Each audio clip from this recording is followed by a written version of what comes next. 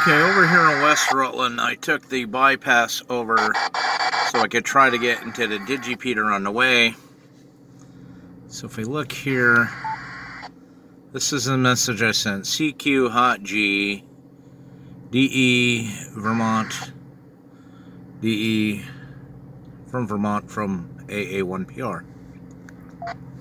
We look here, it says message sent. So apparently I get a confirmation from Hot G, hams on the gram, that it's sent. So that's cool. That's my first time checking into APRS.net. But the trick is ANSRVR, Alpha November Sierra Radio Victor Radio is who you got to send it to. So anyways, I guess my message got through.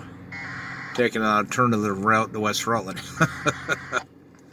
And now it's almost 9:30. Time for me to head out and go get my client. Everybody have a great day. 7-3. Okay, so I got a message from Sierra Mike 6 Victor Fox Juliet -7. Says hello world for the APRS Thursday net. Pretty cool. Another one I was driving. Kilo Papa 3 Tango. Trying to look over the phone, that's why I can't see the call signs that well.